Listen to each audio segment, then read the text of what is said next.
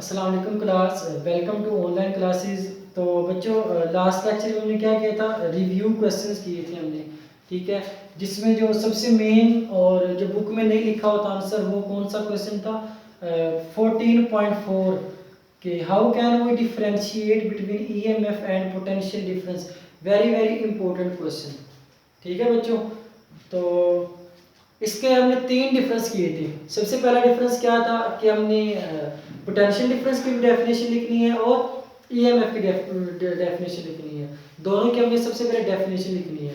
इसके बाद हमने लिखना कि जो पोटेंशियल डिफरेंस है ये क्या करता है, इलेक्ट्रिकल एनर्जी को नॉन इलेक्ट्रिकल एनर्जी में कन्वर्ट करता है। मींस जब चार्ज क्या करता है, हाई पोटेंशियल से लो पोटेंशियल की तरफ मूव करता है, तो वो क्या करता है, एनर्जी रिलीज करता है in the form of heat, light, किसी भी फॉर्म में। ठीक है, मींस अब शुरू में उसके पास क्या थी, इलेक्ट्रिकल एनर्जी थी। अब वो किस में कन्वर्ट कर रहा है, या तो हीट एनर्जी में कन्वर्ट कर रहा है। हीट एनर्जी क्या है, नॉन इलेक्ट्रिकल फॉर्म एनर्जी की, और लाइट भी क्या है, नॉन इलेक्ट्रिकल फॉर्म एनर्जी की। ठीक है, जबकि जो ईएमएफ है वो क्या करता है, नॉन इलेक्ट्रिकल को इलेक्ट्रिकल में कन्वर्ट करता है। हमने एग्जांपल ली थी जनरेटर की। ये जनरेटर को हम क्या करते हैं, बाय हैंड उसको घुमाते हैं। मींस हम उसको स्टार्ट उसको करने से पहले हम उसको मैकेनिकल एनर्जी देते हैं। तो जब वो घूम जाता है तो फिर वो क्या प्रोड्यूस करता है, इलेक्ट्रिकल एनर्जी प्रोड्यूस करता है। तब हम उसको उस पर फोर्स लगाना बंद कर देते हैं। ठीक है, मींस हमारी मैकेनिकल एनर्जी किस में कन्वर्ट होगी, इलेक्ट्रिकल एनर्जी में। ठीक है, ये जनरेटर का केस था। अगर थर्मोकपल्स की बात करें, थर्मोकपल्स होते हैं जो हीटिंग रॉड्स होते हैं ना, उनको हम थर्मोकपल्स बोलते हैं, जो आयरन वगैरह में यूज होते हैं। ठीक है, या इलेक्ट्रिक जो हीटर्स होते हैं उनमें थर्मोकपल्स यूज होते हैं। थर्मोकपल्स क्या करते हैं, हीट एनर्जी को क्या करते हैं, इलेक्ट्रिकल एनर्जी में कन्वर्ट करते हैं। ठीक है, तो मींस जो ईएमएफ है ये नॉन इलेक्ट्रिकल को इलेक्ट्रिकल में कन्वर्ट करती है। तीसरा डिफरेंस क्या था कि जो पोटेंशियल डिफरेंस है, इसमें चार्ज की डायरेक्शन क्या होती है, from high to low potential. Mean charge positive potential से नेगेटिव पोटेंशियल की तरफ मूव करता है। ठीक है बच्चों, और जो ईएमएफ है इसमें चार्ज कहाँ से मूव करता है, लो पोटेंशियल से हाई पोटेंशियल की तरफ, यानी कि नेगेटिव टर्मिनल से पॉजिटिव टर्मिनल की तरफ मूव करता है चार्ज। ठीक है, तो ये तीन डिफरेंस आपने लिखने हैं, बहुत इंपॉर्टेंट शॉर्ट क्वेश्चन है। उसके बाद नेक्स्ट क्वेश्चन है 14.5। Question number 14.5। ठीक है, इसमें कहता है कि explain Ohm's law, what are its limitations. ठीक है बच्चों, अब देखिए डिपेंड करता है कि ये शॉर्ट क्वेश्चन आता है या लॉन्ग क्वेश्चन आता है। अगर तो शॉर्ट क्वेश्चन है फिर हम क्या लिखेंगे, सिंपली सबसे पहले डेफिनेशन। ठीक है, दूसरे नंबर पे क्या लिखेंगे, इसकी मैथमेटिकल फॉर्म लिखेंगे।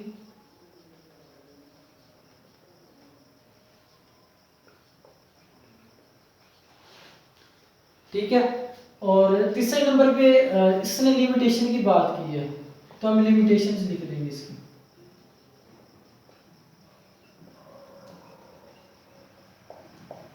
ठीक है, अब देखिए सबसे पहले इसकी आपने डेफिनेशन लिखनी है। ओह्म्स लॉ में क्या बताता है कि जो voltage applied voltage across any conductor, वो किसके डायरेक्टली प्रोपोर्शनल होता है, करंट की। मींस जो पोटेंशियल डिफरेंस और करंट है वो एक दूसरे के क्या होते हैं, डायरेक्टली प्रोपोर्शनल होते हैं। डेफिनेशन लिखेंगे, उसके बाद इसकी क्या लिखेंगे, मैथमेटिकल फॉर्म लिखेंगे कि जो V है वो किसके डायरेक्टली प्रोपोर्शनल है, करंट के। और उसके बाद क्या होता है, ये साइन खत्म करते हैं, I और R क्या लिखते हैं एक साथ, एक constant, V is equal to I R, ये इसकी क्या है, मैथमेटिकल फॉर्म है। लिमिटेशन क्या है, सबसे इंपॉर्टेंट चीज कि फिजिकल कंडीशंस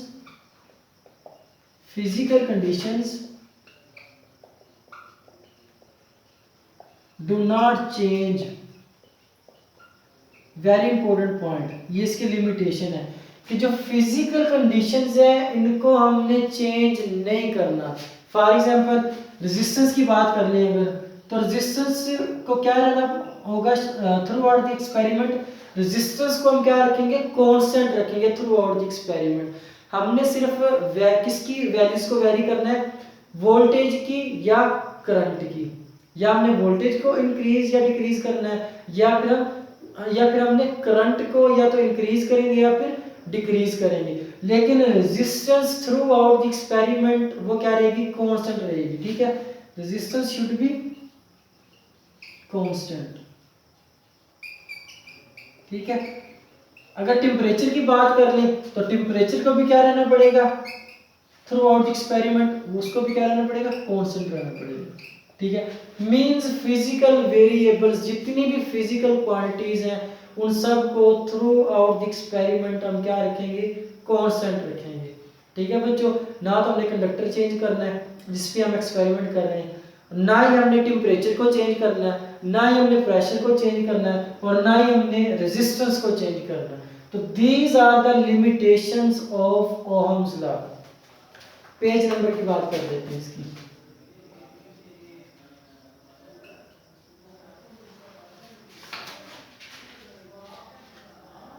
अच्छा, अगर लॉन्ग क्वेश्चन आता है फिर क्या करना हमने कि इसको ही हमने डेफिनेशन भी लिखनी है, मैथमेटिकल फॉर्म भी लिखनी है, लिमिटेशन भी लिखनी है और ग्राफ भी ड्रा करना है।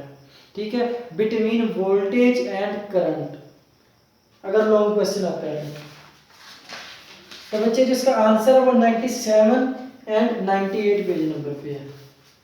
Page number 97 and 98। ठीक है, पेज नंबर 97 और 98 पे इसका आंसर है। Next question 14.6 define resistance and its unit. ठीक है, 14.6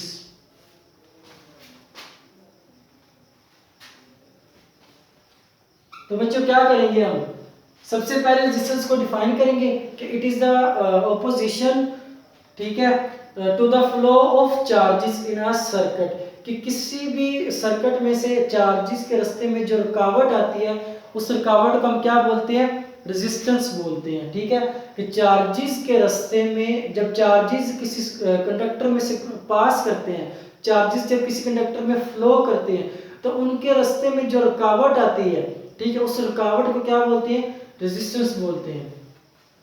उसकी भी हम क्या लिखेंगे, मैथमेटिकल फॉर्म लिखेंगे। ठीक है,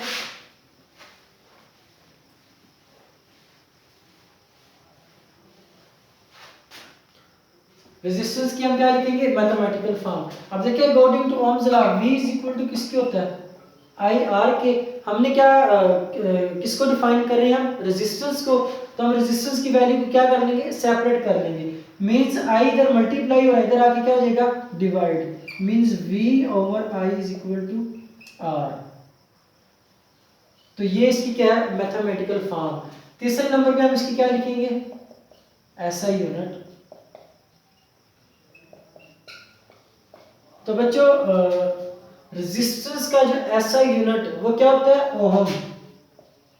ठीक है, ohm is the SI unit of resistance, और उसका सिंबल क्या है, ये वाला। ठीक है, तो ये तीनों चीजें हम लिखेंगे। Define resistance at its unit, इसके हमने यूनिट को भी डिफाइन करना है, मींस ओहम को भी हमने क्या करना है, डिफाइन करना है। ठीक है, तो R इज इक्वल टू किसकी है, V ओवर I की। तो 1 ओम को हमने कैसे डिफाइन किया था कि जब हम किसी कंडक्टर को पोटेंशियल डिफरेंस दें तो वो पोटेंशियल डिफरेंस कितना होना चाहिए, 1 वोल्ट। ठीक है, जब हम किसी कंडक्टर को 1 वोल्ट का पोटेंशियल दें और उसमें से करंट कितना पास करें, 1 एम्पेयर, यानी कि ये जो करंट है I ये कितना गुजरना चाहिए, 1 एम्पेयर। ठीक है, तो उसकी जो रेजिस्टेंस होगी वो कितनी होगी, 1 ओम। ठीक है बच्चों, 1 ओम रेजिस्टेंस कब होगी, जब किसी सर्किट में से जो पोटेंशियल है वो कितना होगा, 1 वोल्ट, और उसमें से जो करंट पास कर रहा होगा वो कितना होगा, 1 एम्पेयर। तो जो उसकी रेजिस्टेंस होगी वो कितनी होगी, 1 ओम। ठीक है, इसका पेज नंबर लिख लेते हैं।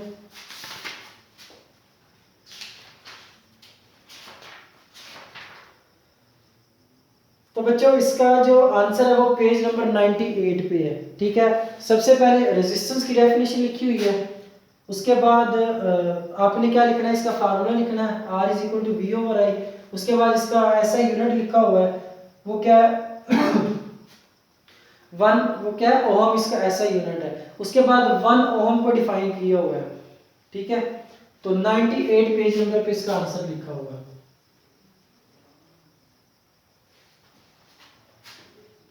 Page number 98। Next question 14.7 what is the difference between conductor and insulator. ये वाला क्वेश्चन आपने नहीं करना, 14.7 स्मार्ट सिलेबस में नहीं है। 14.8 explain the energy dissipation in a resistance, what is joules law. ठीक है बच्चों, तो ये क्या है, इंपॉर्टेंट लॉन्ग क्वेश्चन है 14.8। ठीक है, जॉल्स लॉ में क्या बताता था कि पेज नंबर 104, इसमें कहता है कि जब हम कि जो किसी भी सर्किट में से जो एनर्जी रिलीज होती है या हीट रिलीज होती है वो किसके इक्वल होती है, स्केयर ऑफ करंट के, रेजिस्टेंस के एंड टाइम ड्यूरेशन। ठीक है, यानी कि इसको रेज कर लेते हैं दफा।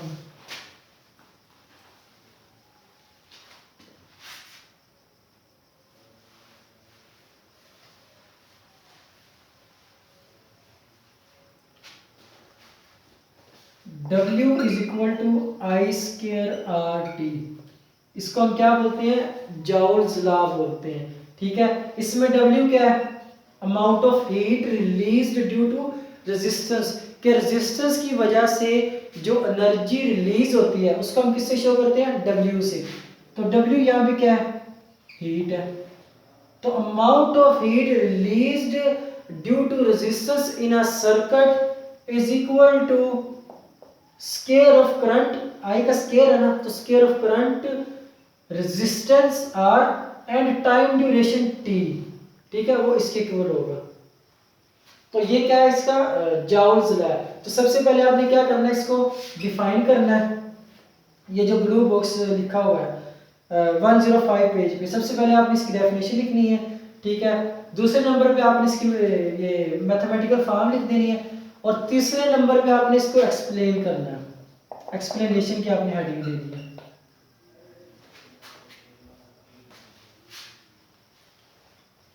एक्सप्लेनेशन की हेडिंग दे दी आपने।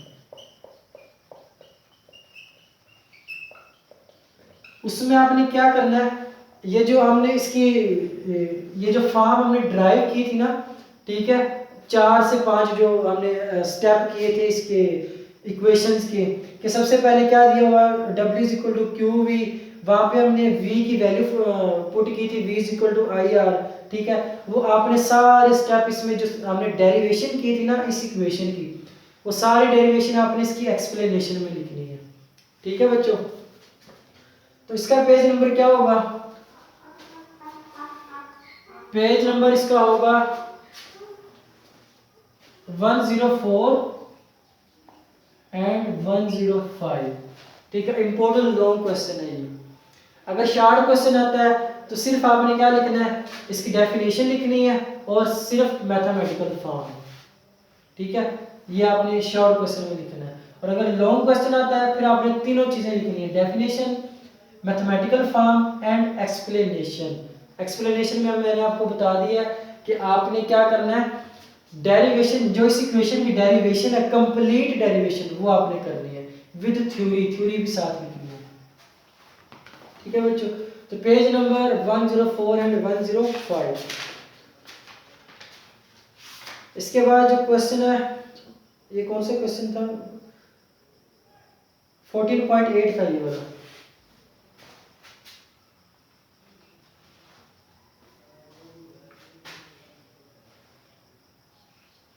ठीक है, इसके बाद जो हमने नेक्स्ट क्वेश्चन करना है, what is the difference between DC and AC. ये स्मार्ट सिलेबस में नहीं है, 14.9 स्मार्ट सिलेबस में नहीं है। ठीक है बच्चों, उसके बाद है 14.10 discuss the main features of parallel combination of resistor. ठीक है। हम 4 से 5 जितनी भी उसकी कैरेक्टरिस्टिक्स हैं पैरेलल कॉम्बिनेशन ऑफ रजिस्टर की, वो आपने लिखनी है। तो इसकी आपने इसके लिए जो स्टेप है वो कौन से आपने फॉलो करने हैं। क्वेश्चन नंबर है 14.10, ठीक है। Discuss the main features of parallel combination. इसमें बच्चे आपने सबसे पहले क्या करना है, सर्किट ड्रा करना है आपने, ठीक है। पैरेलल कॉम्बिनेशन का आपने सर्किट ड्रा करना है।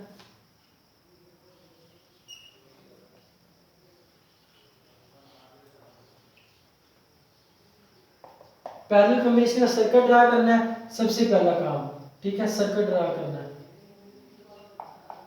उसके बाद आपने क्या करना है, इसके आपने मेन फीचर्स लिखने हैं, फीचर्स लिखने स्टार्ट कर देने हैं, ठीक है। कि जो पैरेलल कॉम्बिनेशन में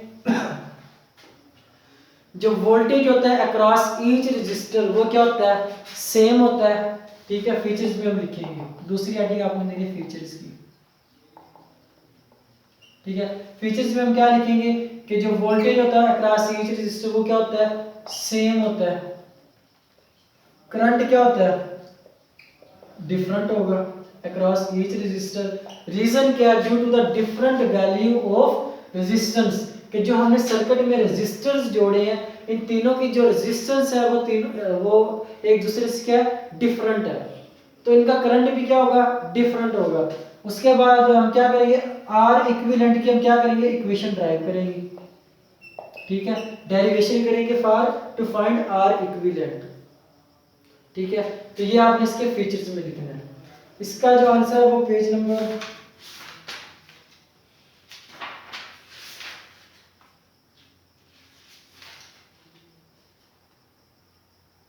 पेज नंबर 102 एंड 103,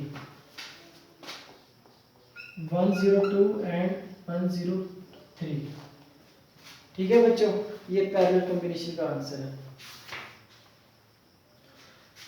इसके बाद जो क्वेश्चन है 14.11 last question, determine the equivalent resistance of series combination, ठीक है। सेम ये वाले स्टेप आपने फॉलो करने हैं, ठीक है बच्चों। कि सबसे पहले आपने क्या करना है, सीरीज कॉम्बिनेशन का सर्किट ड्रा करना है, ठीक है। सर्किट ड्रा करेंगे, उसके बाद क्या लिखने हैं, फीचर्स लिखने स्टार्ट कर देने हैं कि उसमें करंट क्या होगा, डिफरेंट होगा, ठीक है। सॉरी, वोल्टेज डिफरेंट होगा और करंट क्या होगा, सेम होगा। और फिर क्या फाइंड करेंगे हम, आर इक्विवेलेंट फाइंड कर लेंगे। इसका जो पेज नंबर है 14.11,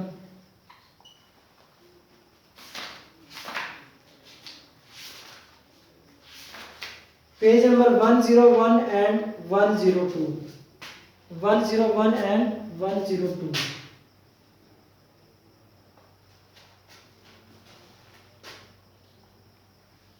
ठीक है बच्चों। बस यहाँ यहीं तक हमने इसके रिव्यू क्वेश्चंस करने थे, ठीक है। बाकी सारे स्मार्ट सिलेबस में नहीं है, तो इंशाल्लाह इसके न्यूमेरिकल्स रह गए वो हम नेक्स्ट लेक्चर में देख लेंगे, ठीक है बच्चों। अल्लाह हाफिज़।